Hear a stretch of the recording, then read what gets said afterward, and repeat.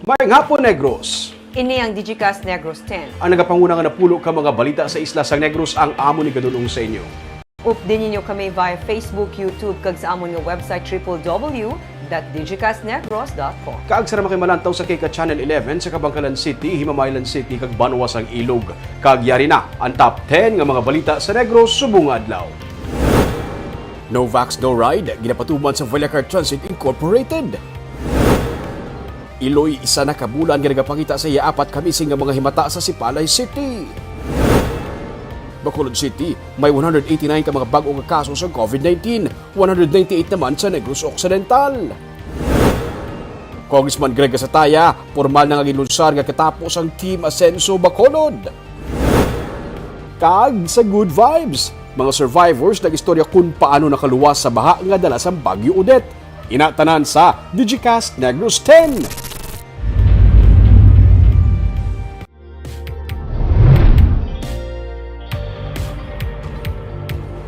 Sa number 10, Central Negros Electric Cooperative nagpahayag nga wala sa may matabo nga blackout bisan pa ginaalagar nga may utang ini nga wala mabayaran sa power supplier.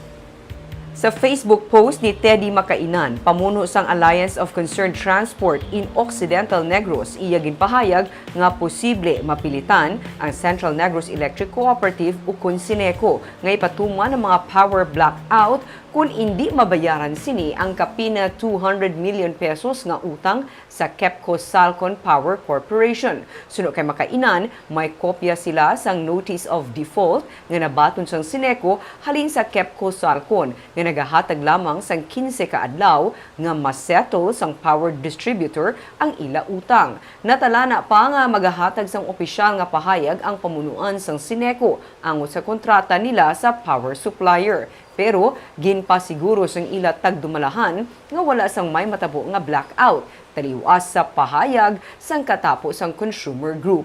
Ila naman ginapangitaan sang paagi nga mabayaran ang nautang sini sa power supplier.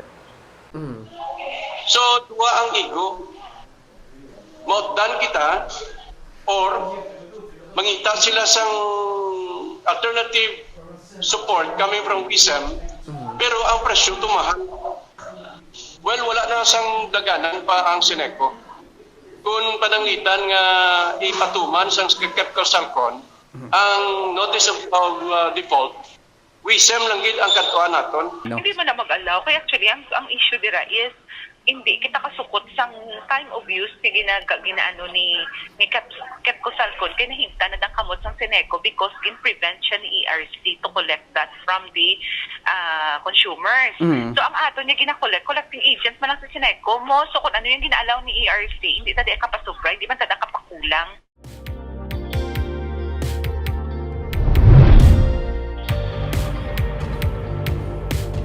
Sa number 9, wala pa may istoryahan sa probinsya kag sa contractor ang ginakinahanglan sa karon nga bidding para sa pagsaylo sang administration center sang probinsya sa Talisay City. Sunod sa kay Governor Eugenio C. Lacson, wala pa nakaistorya ang probinsya sa Dynamic Builders and Construction Company Incorporated ang nagdaog nga contractor karon nga gina-require nga rebidding sang GPPB o kung Government Procurement Policy Board sa malapit 1 ka bilyon nga proyekto kung igasaylo sa Talisay City ang Administration Center.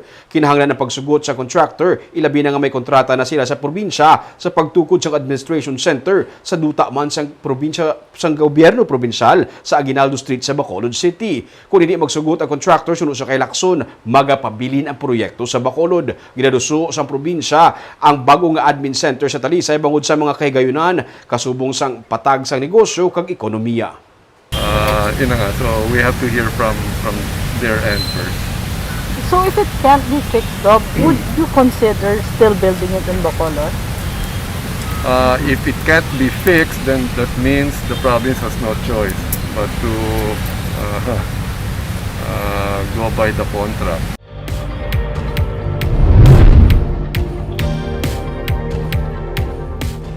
Sa number 8, Negros Oriental ginpaidalom naman sa Alert Level 3. Existing border restrictions ang ginalauman nga magapabilin.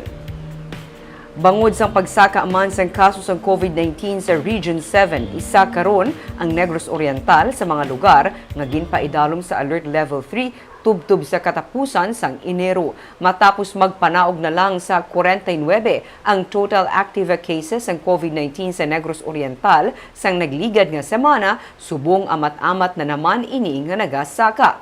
147 ang bag-o nga kaso sa Negros Oriental, kag karon nagsaka na sa 196 ang active cases. Pero suno kay Dr. Leland Estacion, ang provincial IATF, wala pa sang confirmed case ang Omicron variant sa probinsya, apang iya nagin paandaman ang publiko nga magpangaman kag magsunod sa protocols bangod sa nagadamo nga cases. Natalanan naman suno kay istasyon nga magsapol ang gobernador sa Negros Oriental kag Occidental para sa border controls kag kun mahimo mapabilin lang ang existing border restrictions bangod sa pareho man nga yara sa alert level 3 ang duha ka probinsya.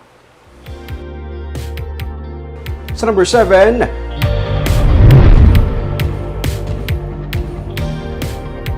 duha ka mga persona na sapuan nga patay sa separado nga mga sapa.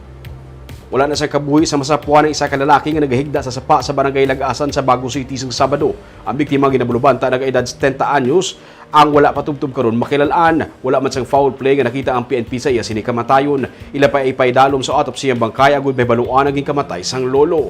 Samtang nakita man sang Biyernes sa sapa sa barangay Damutan sa hinubaan ang bangkay sang biktima nga si Rogelio Rebles nga na-missing humalin pa sang Enero 8. Ang 22 anyos nga suspect nga si Virgilio Toreno nga ulihi nakaupod sa biktima amo man ang nagtudlo sa iya sini nga bangkay. Sa investigasyon sa PNP, si Toreno kag Rebles ay nag-inom sang among adlaw. Papuli na kag nagbaysay sila nga duha. Kag amo naman ini ang rason sang paglabo sang suspect sa biktima.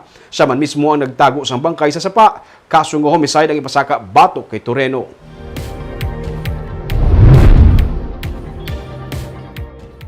Sa number 6, isa patay kag duha pilason sa bahin sang rebelde sa engkwentro sini sa militar. Isa ka rebelde ang napatay samtang duha naman ang pilason sa engkwentro nga nagluntad sang Sabado sa barangay Sandayaw sa syudad sang Gihulngan. Sa report sang Army, nagapatigayon lang ang tropa sang 62nd Infantry Battalion sang Philippine Army sang inspection kag distribution sang assistance sa mga lugar nga ginhalitan sang Bagyo Odette. Sang silang makabaton sang report may angot sang pagpangilkil sang grupo sang rebelde sa barangay. Naglunsar sang operation ng militar kag didto ilang nakaengkwentro sa sitio Manlibod ang inabulubanta 12 ka mga katapos ng New People's Army. Naglabot sa 5 ka minuto suno sa Army ang pagbayluhan ay lupok nga kabangdanan sang pagkapatay sang isa ka rebelde. Dakop man sang tropa ang 4 pa ka mga rebelde lagip ng isa ka menor de edad. Pilason ang duha sa 4 ka mga na-capture. May mga armas kag dokumento man nga nakuha ang Army. Ginabulong karon ang duha ka pilason samtang gindala naman sa Gihulngan PNP ang duha ka iban pa.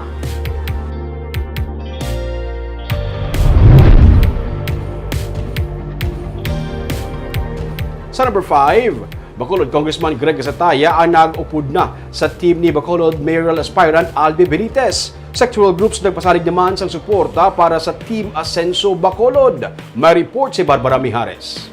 Team Asenso will be composed of the Fantastic Four, which is myself, Vice Cesar Distrito, Congressman Caraps Paduano, and none other than Congressman Greg Gasatay. Aside from the Fantastic Four, we have the Magic 12. Domingo, sang ginanunsyo ni mayoral aspirant Albi Benitez nga opisyal na nga mag-aupod sa Team Asenso Bacolod si Congressman Greg Gasataya. Sila ang mangin Fantastic Four, kaupod ang Magic 12 kag magaluso sang 16-0 sa ginapaabot nga Mayo nga piniliay. Suno kay Gasataya nga damlag pa nagpahayag nga siya ang mangin neutral kag sang ulihi ginkakas sang Grupo Progreso ni Mayor Bing Leonardia. Siya ang nagdesisyon nga mag-upod sa Team Asenso Bacolod bangod may pareho sila nga direksyon. A direction that is not based on political color, but a direction that is based on how are we going to improve services in the aspect of health, in the aspect of education, and more so kung paano natin mapasaka ang ekonomiya sa Bacolod City while padayon kita nga rin sa of them. Kadungan sa announcement sang pag-upod ni Gasataya sa grupo ni Benitez ang pagsaad sang suporta sang lideres sang sectoral groups o kunang Alliance for Better Bacolod para sa grupo ni Benitez nga ginpasalamatan sang mayoral candidate. Himo sang tikam para mag-express ang ilang desire to have a better Bacolod and to change the current system. No? So, take note system. So, ina-add daw ka to kanami, and I really feel that people are really looking for something new. Lead convener sang Alliance for Better Bacolod si Attorney Bong Dilag, kag co-lead convener si Carmeli Bantug Zayco. Ang grupo ang ginatapuan sa nagkarailay nga tiglawas gikan sa Labor, Consumer Group, PWD, LGBTQ, Urban Poor, OFW, kag iban pa.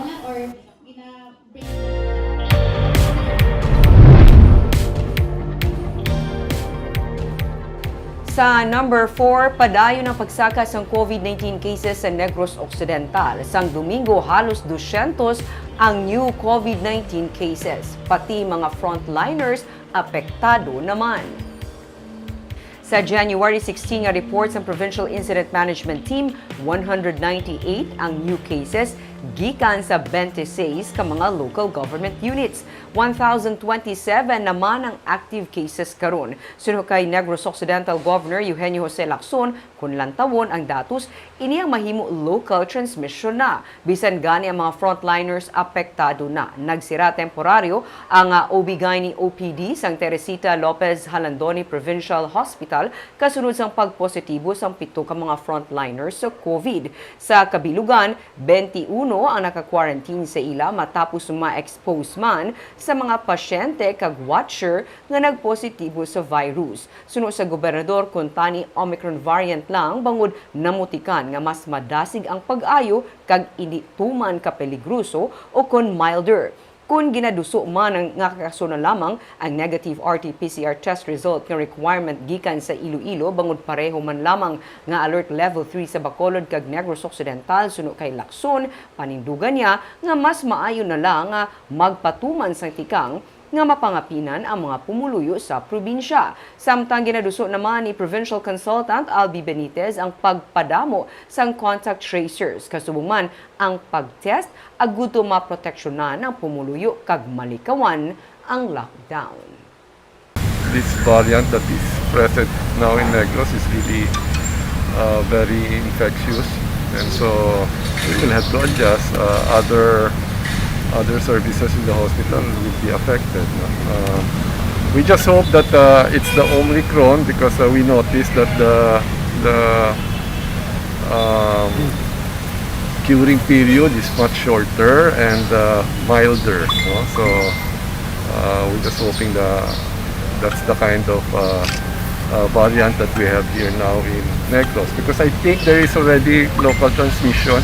Measures nga himunta is to increase our contact tracers, our testing, and isolation sa mga positive patients. So, in that case, no, let us try to avoid lockdowns, let's try to avoid restricting mobility sa aton nga area to ensure that the local businesses continue to function.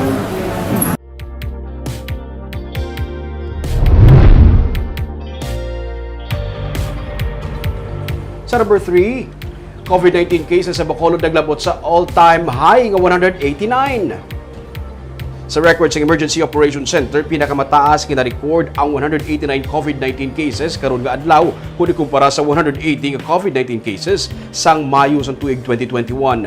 Kalabanan sa mga kaso mga asymptomatic, may travel history, mga nagabusong kag may mga comorbidity.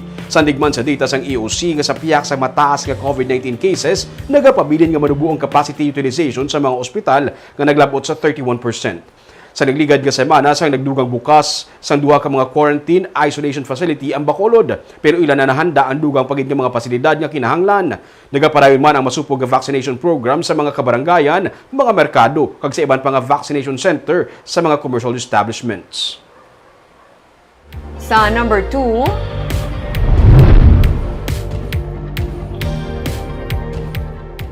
Subong adlaw nagsukat isa ka bulan humalin sa nang halit ang Bagyo Odette sa Negros. Sa Sipalay City, isa ka iloy ang tubtub karon nagapangita sang iya nga live-in partner. Duha ka mga anak kag isa ka apo nga sa gihapon missing. May report si Romeo Subaldo. Hindi mo ito nagsaka sa Tapos? Pagsaka iya.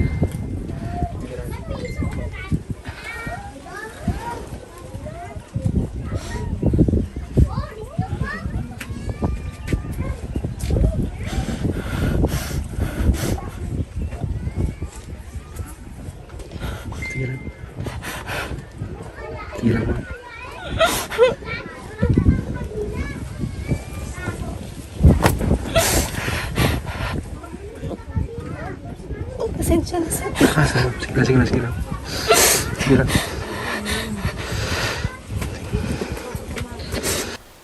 Natipo na ang kakapoy, kasakit sa buot kag kalisod sa dughan ni Pinky Gilwano, samtang ginaistorya ang ilainagyan sa pagpanghalit sa bagyo nga Odette sa December 17, 2021 sa sitio Kalatong, Barangay Kabadyangan sa Sipalay City. Siyam sila tanan na nagaistar sa ilang nga balay sa tupad sang sininga puno sang paho, pero wala na ang ilang nga balay, ginanod sang baha. Pati sila nagkalaanod man. Apat sila ang nakaluwas, isa ang nasapuan patay. Ang masakit, kay isa na kabulan ang nagligad, wala sa gihapon makita ang lawas ng iyang live-in partner nga si Abner Kilantang, duha ka mga kabataan nga sanday Jeline kag Aldrin James, 11 kag 4 ka tuig, kag ang duha niya ka tuig nga apo nga si Louis James. Preska pa sa pamensaro ni Pinky ang mga hitabo sang kaagahon sang pag-igo sang bagyo. Masakit para sa iya bilang isa ka iloy nga wala may mahimo samtang nagapangayo sang tabang ang iya 4 ka tuig nga anak. Pag abot sa unahan mo ito nabatian kong tingin sa among bata nga gamay nga si Aldrin. Nga pangabulig sa akon ayawan ko pagita kong diin sa lapit. Ano ganahang balya? Singit sa mama buligi ko maluoy ka luwas sa ko dalom ng tubi. Na mama buligi ko Sige, singgit mama. Hasta nga nakatawag sa ngalan ni Papa ya. Ikalima yung natawag ni sa ngalan ni Papa na nadula iya tingog. Siya mismo, nadulaan naman sang animo, bangod sang natulon nga tubig baha. Galing ko sa tubig. Ang akong ulo aras sa dalom, akong tela aras mabaw. Ulo mo sa dalong? Tapos sige ka. Sige ko tiyog. Ginatiyog ko sa tubig pagkato sa ubos. Ang ginluwas ko sa ngakon nga ikadwa nga babae. Nga mo itong may bata sa nga dua ka tuig nga na missing.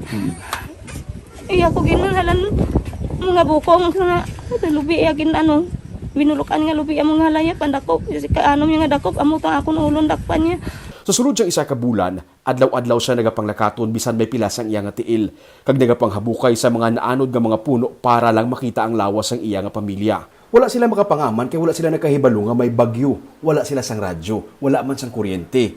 Wala man sila nakapacharge ng cellphone kay wala sang kwarta inog bayad pa charge. Masami, may nagatext sa ilang nagapahibalo kung may nagapakadto nga bagyo. Ang tanan nga mga residente sa ilang lugar, biktima sang bagyo. Tanan-tanan, natabunan sang tubig baha nga nag-awas gikan sa suba. Ang iban, maswerte nga nakasaka sa atop sang balay ni Narciso Barabat. 51 sila tanan nga nagtinira sa ibabaw sang iyang atop halin alas 11 sang gabi, tubtub alas 8 sang aga. Sa 11 ka bubong pito kami, dayon anuran kami tatlo.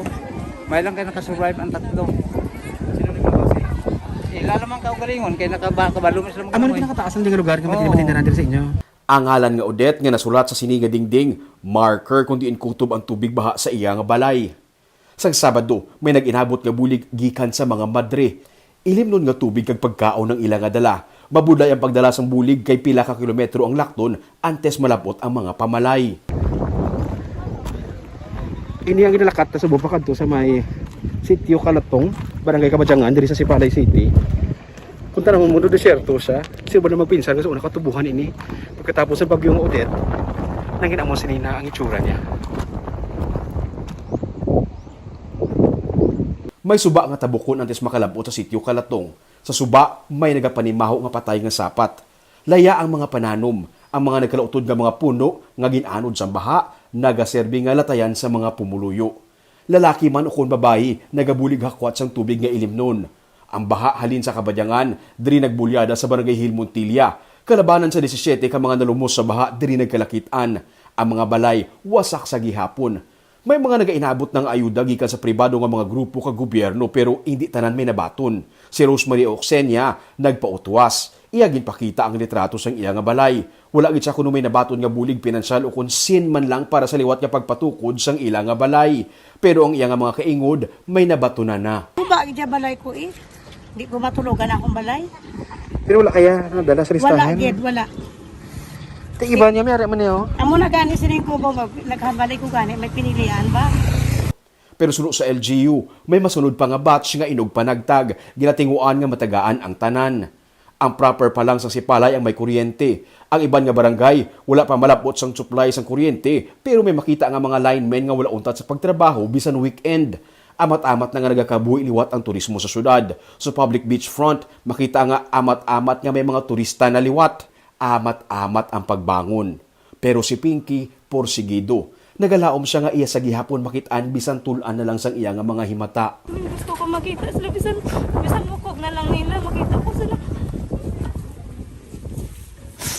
Hindi ko mag-untat pangita kung hindi ko sila makita.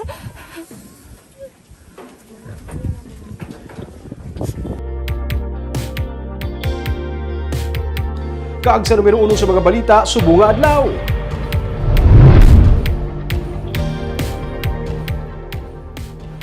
No vaccination, no ride policy ginapatuman na sa Car Transit Incorporated. Mga pasahero nga wala mabakunahan, pwede makapabakuna sa mismo nga bus terminal para makasakay. May report si Nico Delfin. Naayawan pa sa pagpangita sa iya vaccination card ang manuglibod sang chicharon nga si Cristita Marpa antes pa man siya nakasulod sa bus terminal sa Barangay Bata. Nalipay siya sang makita niya ini nga nakaipit sa sulod sang iya nga bag. Humalin pa sang nagligad nga si Mana nga iya ginadala-dala ang vaccination card bangod kun wala sang vaccination card o kun digital certificate ang mga pasahero, hindi sila pwede makasakay sa bus sang Car Transit Incorporated. Di okay man nga may amo na isubong na nga polisiya. Yaman, say mo. Kay para likaw sang mga balatian. Amo na gali permi mo da balon. Pag basi nalipatan mo lang ko din magibutang. Kay maglibod ako. Kay may ID man ko sa senior. Kay may gad gaano ang mga barangay, gaano mayara man ako. Kay may senior ako. Suno kay Jade Cibalios, Media Relations Officer sang VTI, ginapatuman sa mga terminal sang bus sa pungsod, ilabi na diri sa probinsya, ang no vaccine, no ride bilang pagsunod sa guidelines ng national kag provincial government. Iniagud man mapangapinan ang mga pasahero batok sa nagasaka nga COVID-19 cases nga tugas ang Omicron variant. Ang sa no vaccination, no ride policy, hindi lang na siya iya ng no car nga policy.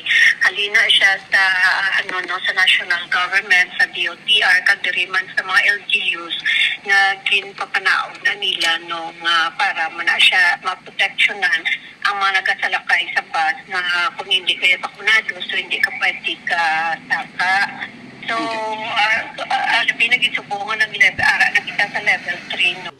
Ang mga wala pa nakabaton sa COVID-19 vaccine nga mga pasahero ang pwede man makapabakuna sa vaccination center sa terminal agud lang makasakay sa bus. Sarang man sila makasakay kung may medical certificate kag ID. Hindi man tanan nga terminal sang bus may vaccination center kag ang rollout sang vaccination program pareho kataas ang sa Bacolod kag probinsya sang Negros Occidental. Amo nga nagapangayo man sang pasaylo ang tagdumalan sang bus company sa mga unvaccinated nga pasahero nga hindi nila maserbisyuhan. Sila sorry to say it na we do not allow labi na gid ang mga pasahero coming from iban nga nga probinsya nga wala sang vaccination card kay di kabudlay man sa part namon so whatever ya policy nga makapaayo sa tanan ka-comply kami sinaga-abide kami. Gina-require naman karon sang bus company ang negative RT-PCR test result sa mga pasahero nga nagabiyahe pagwa sa probinsya. Nalakip na diri ang gikan sa Cebu kag para sa mga magabiyahe pakadto sa Zamboanga. Upod na diri ang S-Pass. Nico Delfin para sa Digicast Negros.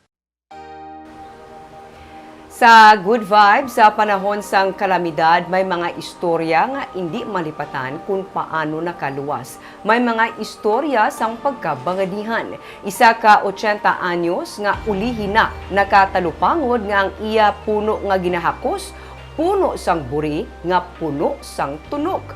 May report si Romeo Subaldo. Hoy, yung pila sa kamoto. May kalapali na. Tablay sa bure. May tunok. Ampiak. Ginpakita pa sa 80 anyos na si Carlos Galon ang mga pinalian sa iya nga mga pilas tugas ang iya pagkatunok sa iya 7 ka oras nga pagako sa puno Samburi sa sitio Kalatungan, Barangay Kabadyangan sa Sipalay City. Ang puno Samburi ang napuno sa mga tunok. Wala na siya makatalupangod nga samtang nagawaswas ang bagyo nga Udet, puno sang buri gali ang iyang ginsaka kag nahakos. Sa nagtahaw na ang baha ag manaog na siya, dito yun na lang nahangpan nga hindi na siya makapanaog. Pagka aga na ko panaog. Pag panaog, ano sunod sa ulo mo? Ha? Pag panaog nga nagwala na tubig, paano ka nakapanaog? Din ko na nila ko na. Ano sunod sa ulo mo? Sang nakita mo na nga ka sa buri gali? Oo. Ano na sunod sa ulo mo? Ano problema? Sang ara ka na sa babaw? Dahil naglibog ang ulo ko eh. Nagkasaka mo. Paano ko panaog? Sa piyak sang kabudlayan, iya inigin na istorya sa iban kag ginakadlawan na lang ang hindi malipatan nga inagyan. Ang iya naman nga anak, nag-istorya nga kun hindi tungod sa sining nga freezer, naanod na siya sa baha. Ini ang iyagin sakyan. Pressure magkuna. Di mo na nakuha. Amo na dakop dito sa ubos pag-anog sa amon. Amo na ginigot sa kunawak kay lutaw sa. Mo pag naamong itabiran nga magkapay-kapay. Pero kasi ano siya, sir? No, taga-drill man ito, no? Si Narciso Brabat naman nakibot nga samtang yara sa ibabaw sa ilang atop, may nabatian nga bata nga nagahibi. Sa ulihin na lang nakita nga may nagakabit gali nga bata sa kilid sang atop. Iya ini nga ginuwas. Hindi nilayon ang bata nga gabi, tigay plus ko sa dalom. Pag plus sa dalom mo ay man, plusan ko di. So sa ara nagali ang bata nga kabit ko. Yung mo to hingagaw ko kay tubig taga diri na bala sir.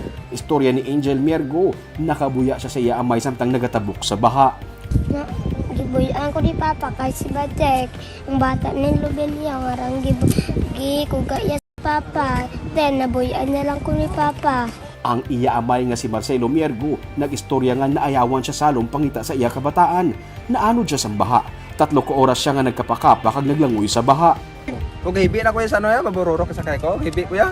Hibi ka? Kaya akong nganta ang isla kang katong bata kong gamay. Nakakablo ka na tabo sila mo, no? Way, kay salok na sila mo, way nagdakpan. Kung ko way atok mga bata patay na gito ya. Amo sa ulo mo. May 3 man siya ka mga patay nga nalabyan. Sa kalayuon siyang inatupan, 4:00 na siya sang hapon nakabalik sa ilang lugar pagkadason nga adlaw. Nagapanglakaton lang siya. Sang may nakapabalo sa iya nga buhi ang iya pamilya, nalatayan niya pa ang ini nga guba nga hanging bridge. Tawag sa kumigo di nga imo pamilya no, tutos babaw. Kay gipakaon lang to, ako magkaron kanon kay dalagang ko kadto to, ang hanging bridge daw, gilatay-latay ko lang mo. Paglambot ko, sugatay ko dahil no, lipay ko kay gisugatay ako. Matapos ang ila inagyan, isa ka bagay ang ila natun-an. Mag-evacuate na antes pa man mag-abot ang bagyo. Barb ka namin, ibala sa mga taga-Sipalay na after sa natabo ng tanan, ibala makabarumduman nila ng mga istorya, makayuhong pa sila gyapon, nga amo na inagyan nila. Pinoy ginayaming yun. Oo. nga character. Nasa 7 hours ka, Barb, sa puno sang buri. Sa mga wala nakakilala sa buri, may mga tundok na siya sa palibot, Barb. Puno na siya katunok, so buot sa lingon, hapdi-hapdi kung nagahakos ka na. Kagang instinct mo, Mingno, kung tao ka to survive. To survive, good. Bahala na kay nano, basta maluwas ang inyong mga kabuhi. At least, nang subo mas share na ilang nakasmile, ang mga importante. Kag ma-move forward. Gabay pa, Ming. Gabay pa. Sige na. Kaag amo yato mga balita sa Negros Subunga adlaw. Kay man sa panahon karon importante nga may ihibalo ka sa nagakatabo sa imo nga palibot. Pero dapat balanse kag eksakto mga impormasyon. Parayan kami nga magapangalagad sa Negrosanon. Ako si Barbara Mijares. Tubtub sa buwas ako naman si Romeo Subaldo, mayong hapon.